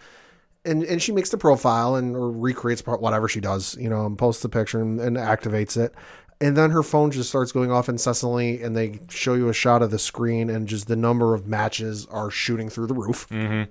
So obviously she starts going and making some dates in here, and one suitor though is a very familiar face to us pro wrestling fans, and that is who, Pad? David Otunga. Yes, the legend himself. Yeah. And unfortunately though, he's very short-lived on here well, for reasons. Yeah. But it makes sense to the storyline. But she does wind up meeting somebody, taking them back to her place. A great guy, the first great guy she's met in however long. And then things go sideways. Yes, because Wong is brought back into the world of Donnie Blaze because he is using his powers. And guess what? What Wong predicted would happen happened. In that he's like, listen, we got to take, because as he said earlier in the episode, listen, we got to take care of this. He's a loose cannon. Something's going to go wrong. It's just a matter of time. Well, his time is up. His time is now. To borrow John Cena. Yes. And shit hits the fan. He opens a portal. Things come through that he can't exactly control, or he tries putting it back in the portal, but then he doesn't bother closing the portal.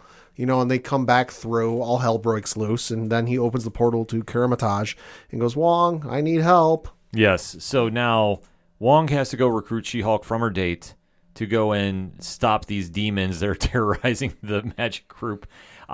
It's a fun little segment. It kind of reminded me a little bit of Gremlins, to be honest with you. Yeah.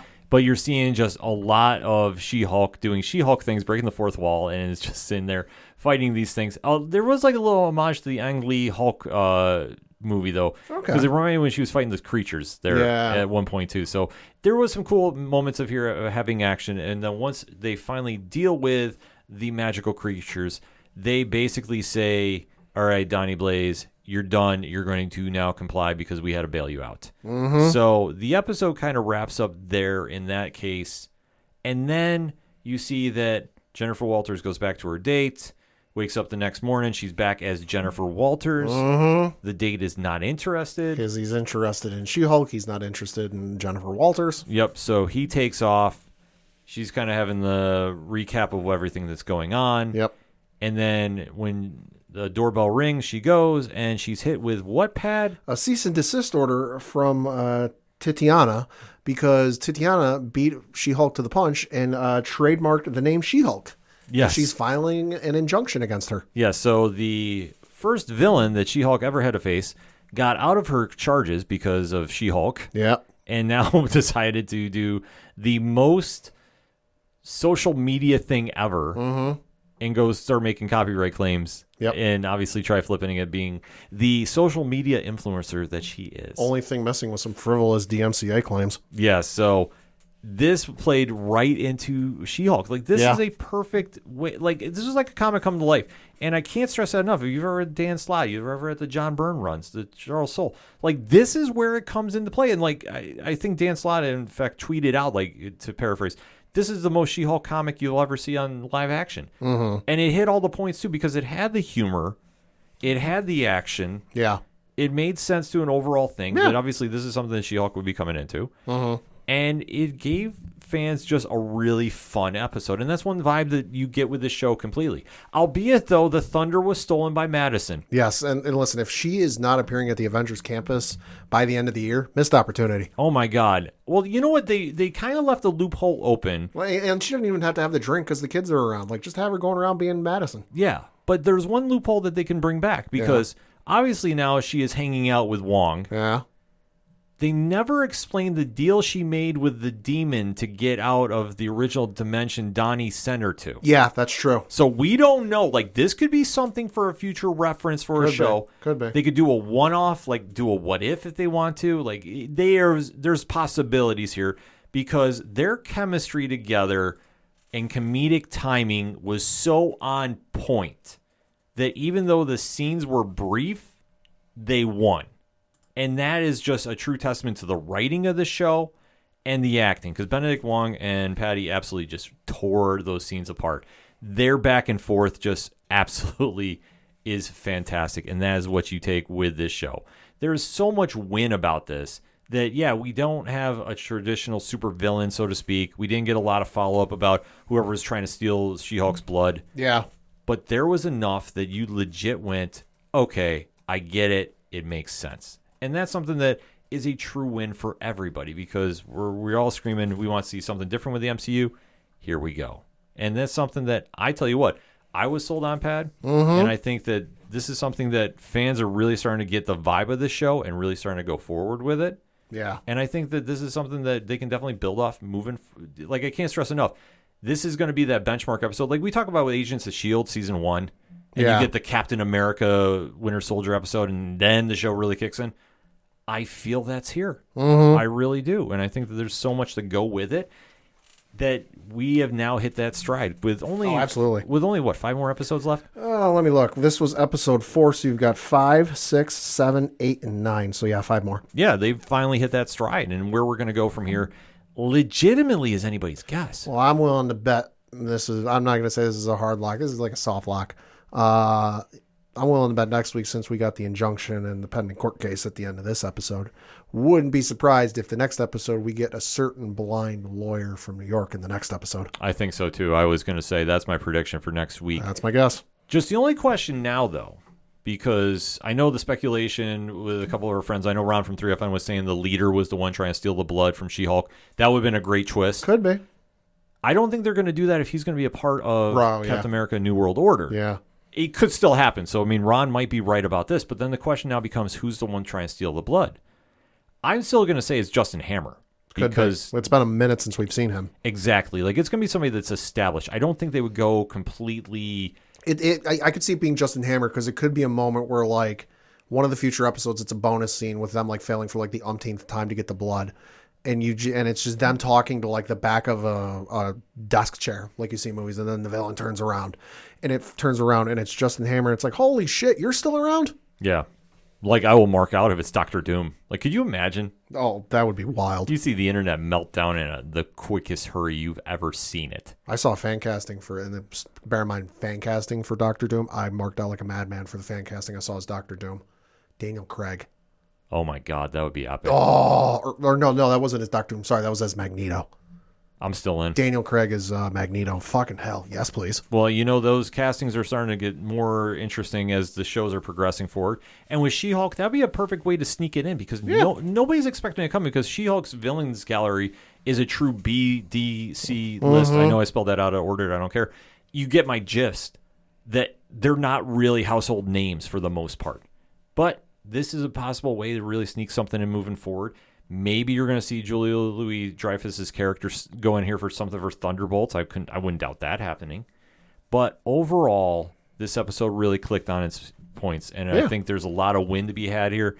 Pat, final thoughts on the episode? Thought it was a really fun episode, like probably one of my favorite ones of the series thus far, just because it had action, it had, stuff to keep you engaged, but at the same time, it also had stuff to kind of keep you like entertained and laughing and like not super serious the entire time. That said, I want more with Madison, goddammit. Give me a series of shorts with Wong and Madison. Oh my God, please. Just stop spoiling Sopranos. But I enjoyed the episode. Excited to see where they go next week. I'm with you on that. I think we need more Madison and Wong. Hashtag Wongers. That is actually... I need a shirt. That's actually out there right now. If you type that in, you'll get an emoji with it too. Oh, let me test this out. Yeah, dead serious. That'll be on a tweet for tonight's podcast episode as we release it. But this episode just really captured... Oh my God, it does. Yeah, this episode really captured the vibe of the comic. And that's one thing I really loved about this. And you don't take it too seriously. I mean, Donnie Blaze, I know people are thinking Ghost Rider. Pump the brakes. I mean, if you're watching it at like 5 in the morning or something like that, or super early in the morning, I can understand it. Oh, yeah. Just because it's early, your facilities aren't exactly as wide awake as they normally are. But yeah, no, that's why I usually turn on closed captions. Exactly. So that's why I stress with caution. Pump the brakes. I know we're all excited to hear about more castings, but let's just enjoy the shows that we have. And this was a truly enjoyable episode moving forward. So we'll have to definitely talk about it on social media now, so hit us up on the hashtag ODPHpod. What is your thoughts about episode 4 of She-Hulk Attorney at Law on Disney+, entitled, Is This Not Real Magic? Let's discuss, shall we? Hit us up on that hashtag. We're going to take a quick break. We'll be right back.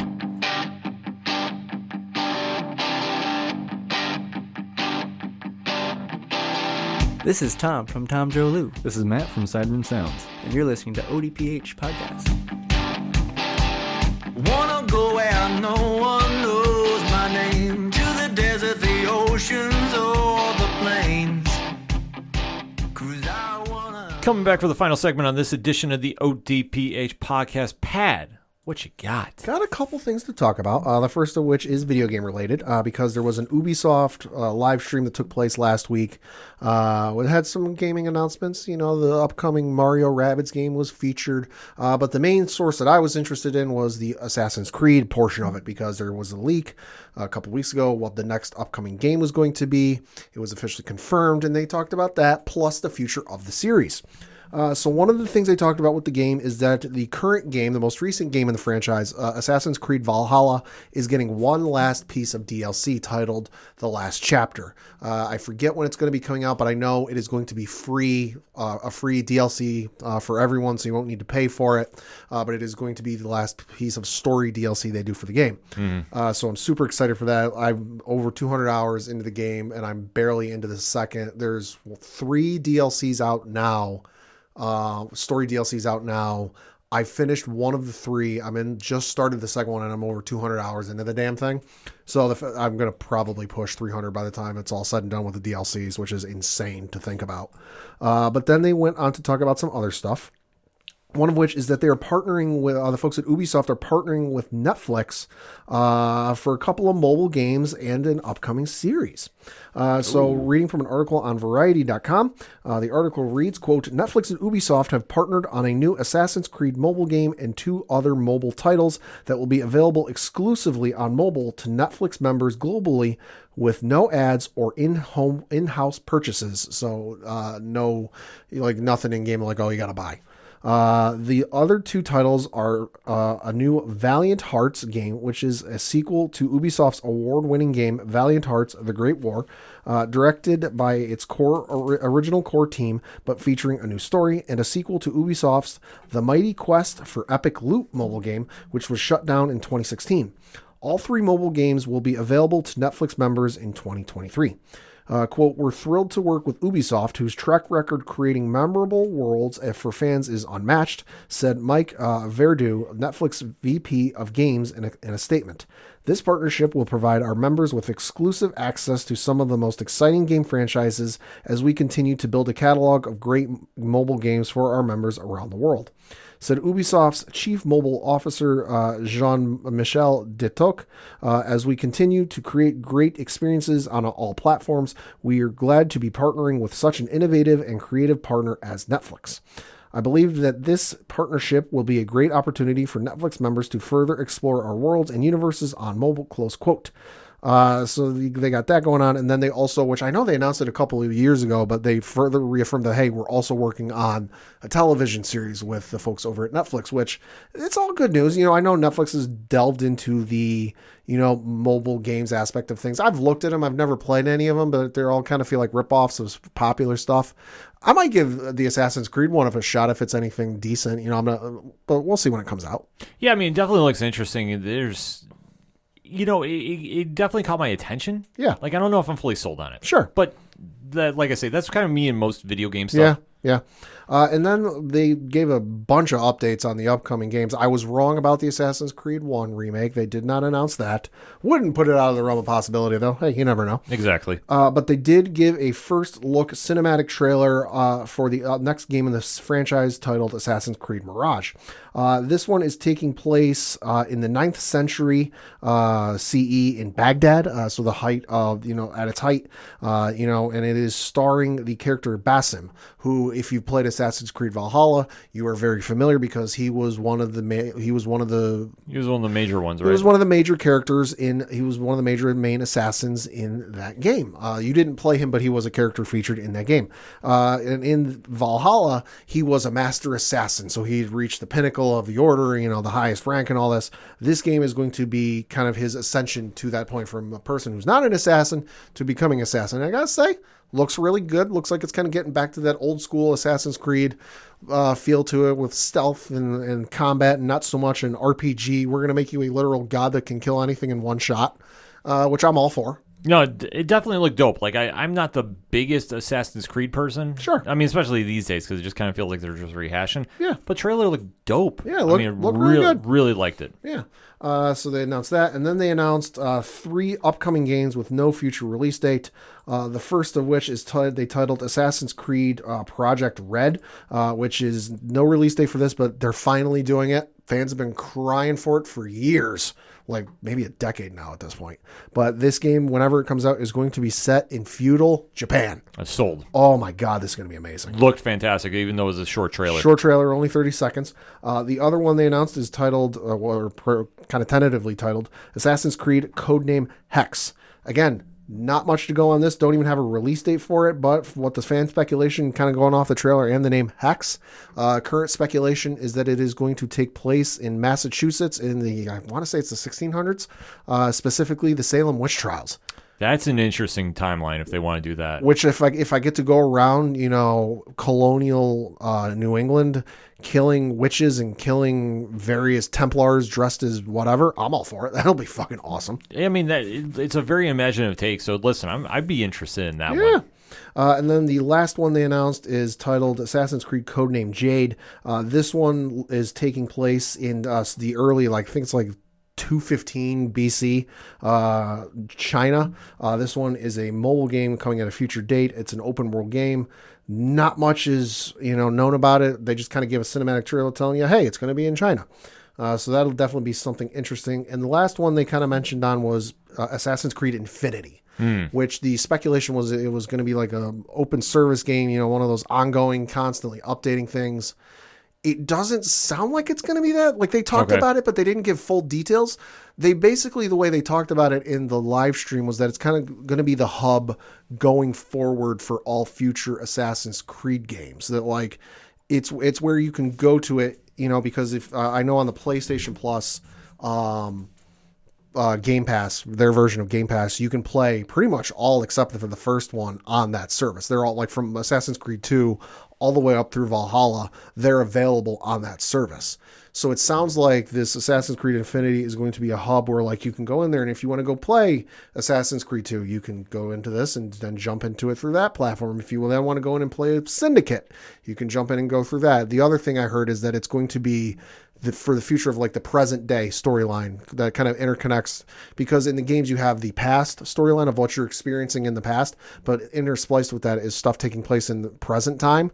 It sounds like future present time storylines are going to be taking place in this venue, I guess you could say. So a little confusing, but I'm sure we'll get more information as time goes on. Yeah, it's an interesting concept that they want to try doing it. Like a hub probably wouldn't be the worst. Right. But I don't know unless you're going to do like some multiplayer action and really kind of deep dive into that angle. There is talk of them bringing back multiplayer because for some, I want to say it was 2, Assassin's Creed 2, Brotherhood, and then Revelations. I want to say also for Assassin's Creed 3. I don't think they had, I think by Assassin's Creed 4 they took it out. There was multiplayer. Okay. And it was in the way you would think. It's stealthy, you've got a target that you've got to pick out from, but it's a whole bunch of people walking around and there's more than one person that looks like your target. And, you got to figure out which one is your target. They are exploring options of bringing back multiplayer in some capacity. I think it'd be smart at this stage. I mean, you've got enough material you can work with, really deep dive in, like if you use like a subscription service for it. I think you could really make some noise with it. I truly do. But I don't know exactly if that's going to be the plan, but I think that's something they should really take a deep dive on. Yeah. And then switching over to the PlayStation side of things, PlayStation had a State of Play live stream the other day. Really not much coming out of it other than a new gameplay trailer for the upcoming God of War Ragnarok. Holy fuck, give this thing to me now. Yeah, they look dope. This looked awesome, although God almighty, fighting 2 Valkyries at once is going to be a pain in the ass. If you played God of War, the last one that came out on the PlayStation 4, and you fought any of the Valkyries, if you were lucky enough to make it to the Valkyrie Queen, you're fucking better than I am, because that is some of the hardest bosses I've ever fought in a video game. I've known people who broke controllers over them. Fighting 2 of those at once is not going to be anything fun. But then the trailer, Christ, the one line, death can have me when it earns me. Yeah, that was line of the year. Oh my god, that was probably the best video game line I've heard in many moons. Line of the year. Looks awesome. Can't wait for that to come out. Switching over to Netflix side of things, we did get a trailer for the upcoming Knives Out sequel titled Glass Onion. This, of course, coming out on Netflix at the end of, or towards the end of December. Going to be in select theaters for a limited run, also in December, so you'll have to check your local listings to see if it's playing in your area when it comes time. This looks awesome. It looks like everything from the first movie. It's not giving you away too much with the trailer, just kind of telling you, hey, there's a murder mystery going on, and we got to figure it out. And it's in the same vein as the first one. You're all a suspect. Daniel Craig is back as Benoit Blanc. It's also got Edward Norton, Janelle Monáe, Catherine Hahn, Leslie Odom Jr., Jessica Henwick, Madeline Klein, Kate Hudson, and Dave Bautista. So hell of a cast. I'm super excited for this. Loaded movie. Loaded. Yeah, it is. Like saying loaded is just kind of like an understatement of this, but obviously when this came out, you knew Pat was going to be amped up about this. And hell yeah. We might have to do like a review of this when it finally debuts. Yeah. And then last thing, certainly not leastly, got to talk a little Lord of the Rings, Rings of Power, because just when I think I got things figured, they fucking throw a monkey wrench into it. So we are going to go into spoiler talk, so Yes. you have been forewarned. Yes. So the episode is titled Adar, which came out this past Friday. And in the episode, they really throw a monkey wrench into things because I thought I had things figured out, or at least a rough idea when things took place.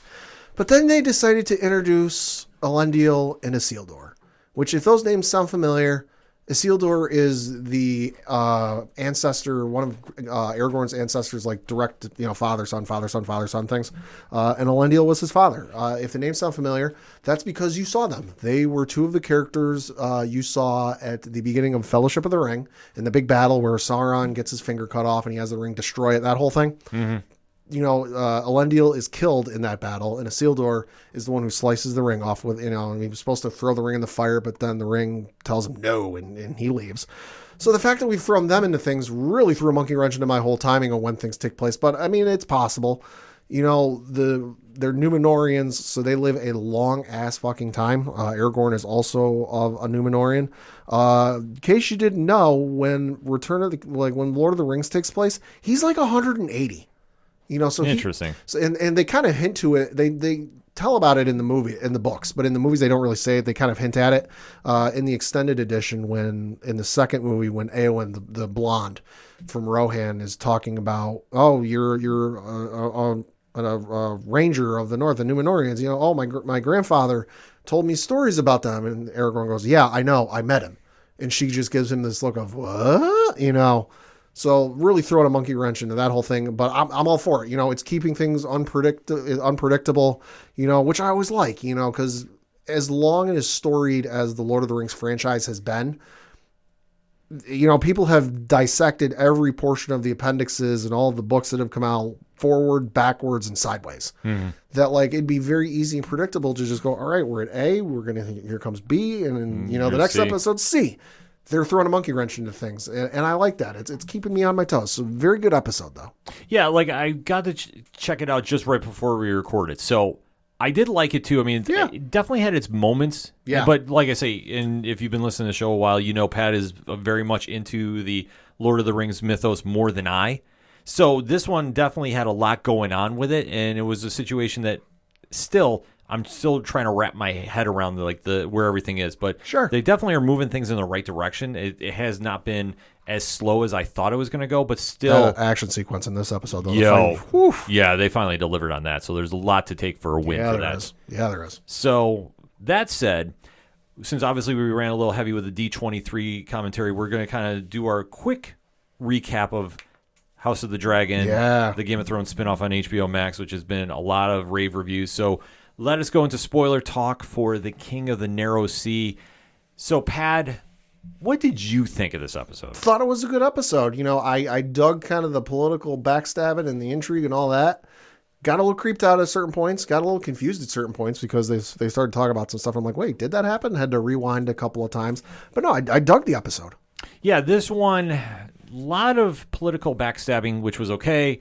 The heiress to the throne, Rhaenyra, going to the brothel with Daemon Yeah. Game of Thrones can't stay off that incest angle. No, they cannot. Seriously, and that got really freaking weird because her whole story is she wants to find her own suitor. Yep. She's rejecting everybody. Yep. She sneaks away to go to King's Landing, meets up with Damien, which, how are they related again?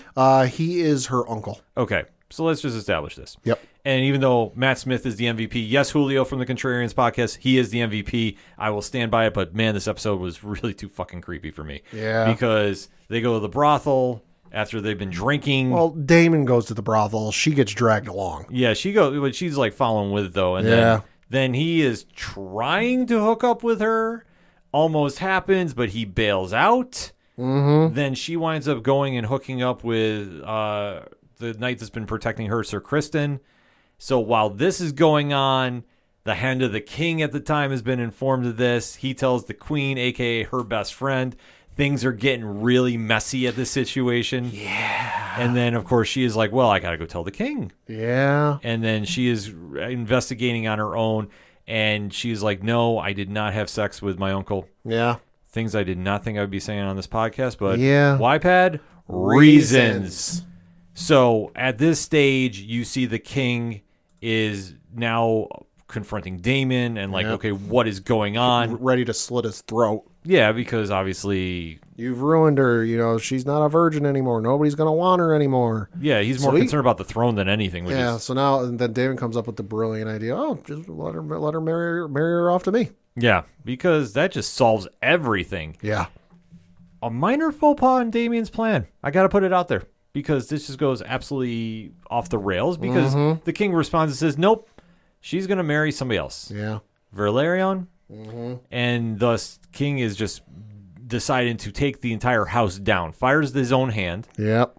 And now he's like, yep, you're against me. Damon's against me. Everybody's against me. Yeah. And then just decides to just completely try taking everybody out. Yeah. It's just a mess. It's a good episode, though. It's a good episode in that sense, but the creepiness creeps back in, pun intended. We thought we were done with this because obviously last episode Matt Smith decided to say, F everybody, I'm going to kill off anybody that steps in my way, and then we're getting weird in a brothel. Yeah, I mean, it's creepy and it's awkward, but I mean, comparatively to some of the stuff that's in the novels, Game of Thrones, it's toned down. There's many questions I have about those novels. That's why I don't read them, because I'd be like, what the fuck am I reading? The Daenerys and Khal Drogo wedding sequence in the novels. That's all I'm going to say. Yeah, that was kind of where I tuned out of the books, and I'm just Google it at your own risk. Yeah. I'm not responsible for what you find. Exactly. We give you that fair warning, but the show is still watchable. Like I said, this kind of goes... When they get to the political stuff, it's very good. Oh, God, yeah. When they get to the weird, creepy sex shit, not my cup of java. Yeah. Just putting it out there. Let's see. Also, this weekend, we have to give a nod, Pad. Yeah? There is a very big day that is going on. Oh? Do you know what September 17th is? No. What is it? Batman Day. Oh, hey. So there's a lot going on celebrating everything that is the Caped Crusader. And this is coming from a press release from DC Comics themselves. Hey. So definitely, to quote, celebrate Batman Day around the world. There's a lot of stuff that is going on.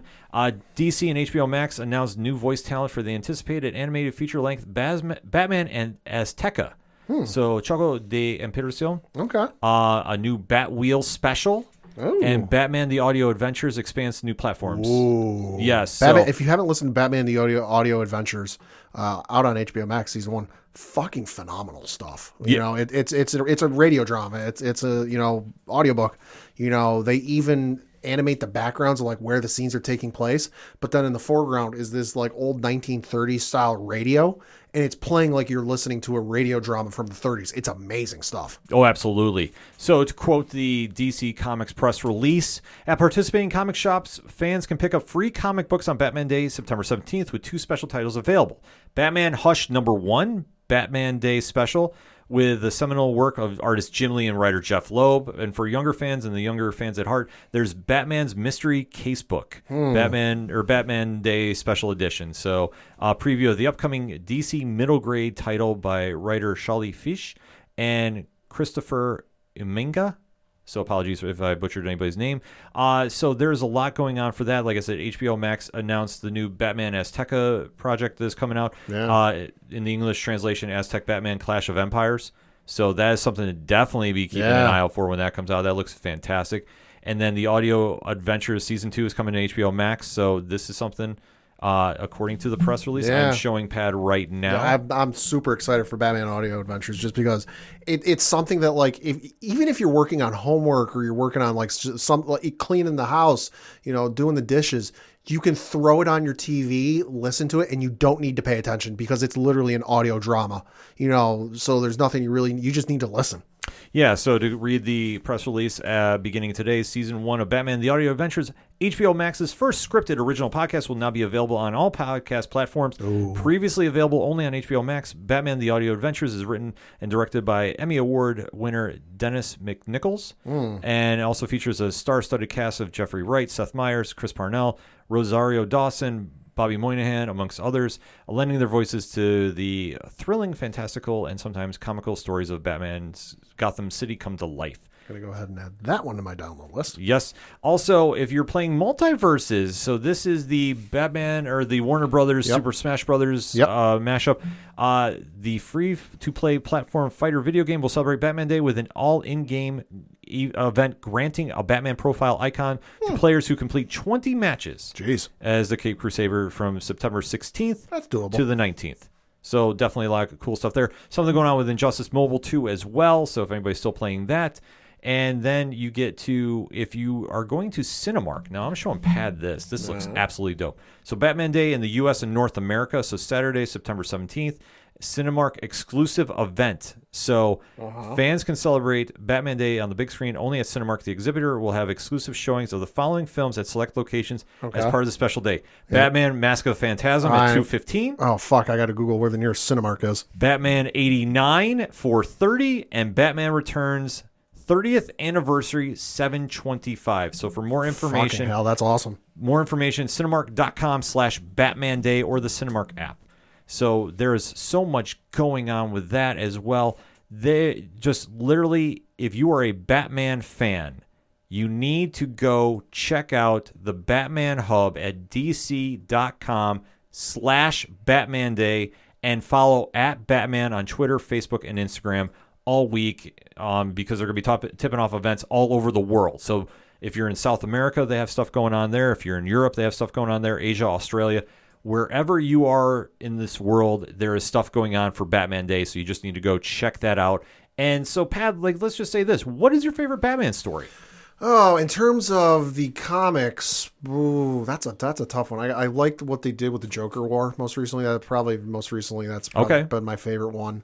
In terms of the live action films, I'm going to say Dark Knight, just because that was a movie experience unlike anything I've ever seen before. Yes, Endgame and everything else is, No Way Home is, but that was just a different animal, in terms of just expectations and what coming out of it.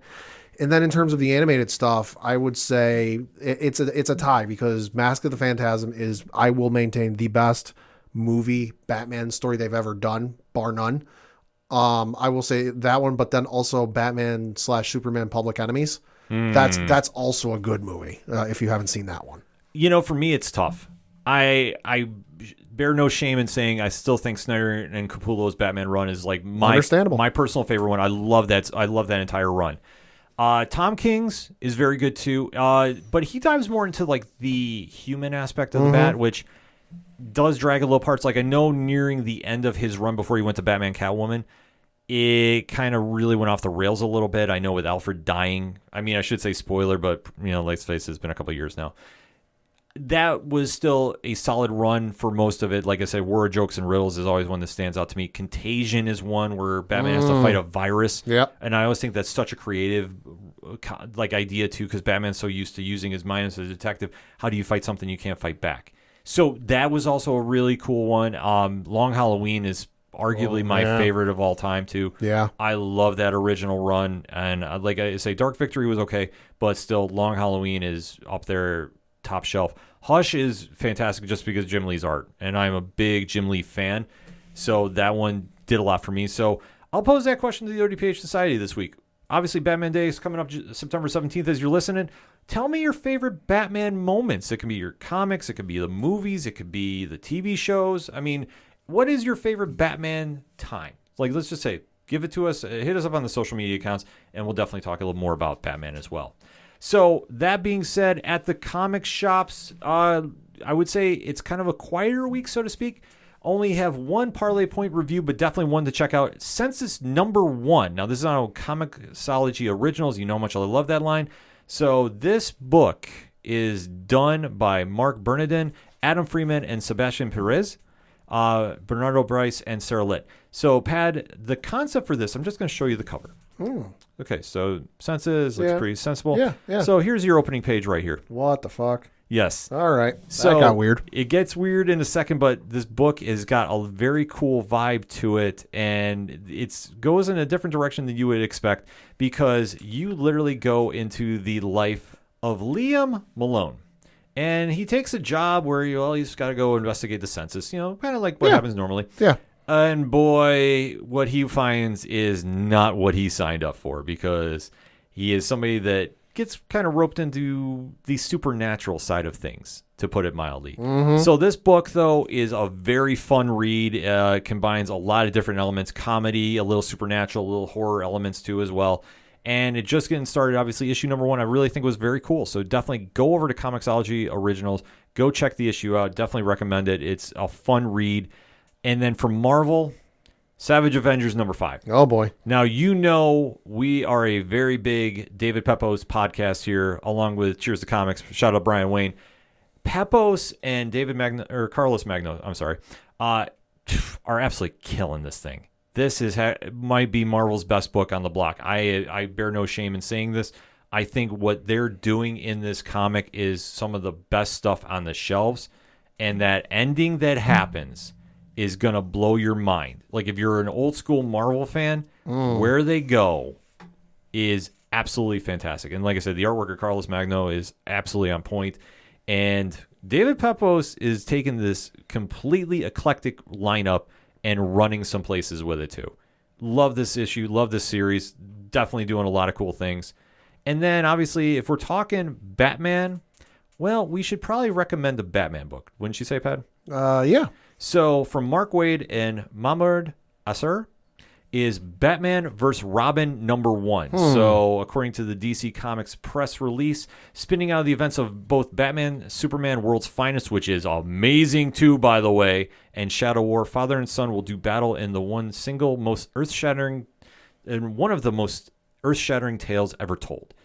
Listen, just creatively, you got Asser and Waid on the book. Enough said.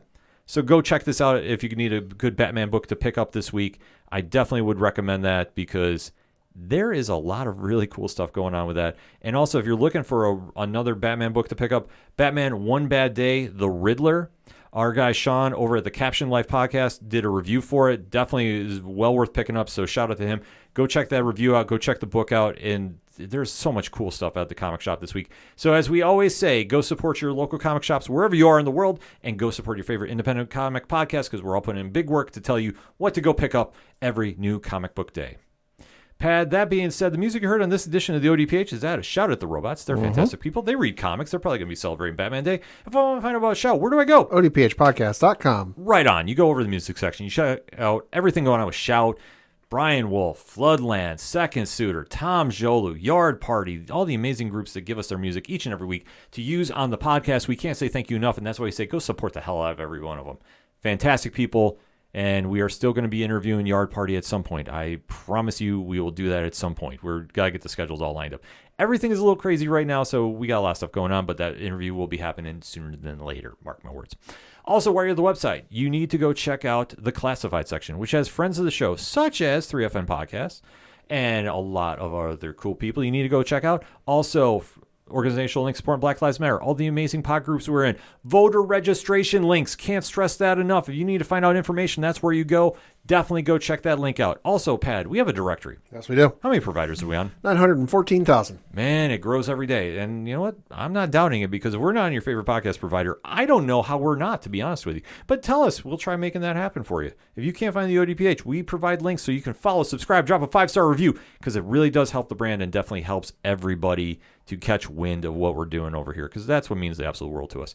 But what also means the absolute world to us are patrons. So definitely shout out from Rich from 3FN, Stu from the the SWO podcast, John from the Pint podcast, Joey from So Wizard, who you heard on the Sports Edition this week, absolutely tearing it up right now, Mike from the Multiverse of Badness, Tom Craven from Off the Cuff Games, who will be coming in sooner than later to talk a little Mighty Morphin Power Rangers, and of course Tyler Mack from the 30 and Nerdy podcast. All of them are fantastic. You definitely need to go check them out. They got great content as well, and you can find out what is going on with our Patreon. One tier, $2, and a lot of content on the way. Link is right on that front page, along with the TeePublic store. If it's anything and everything that is the ODPH, it can be found at odphpodcast.com.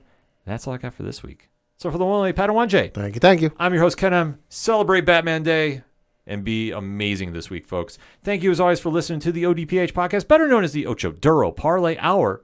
We'll see you next time.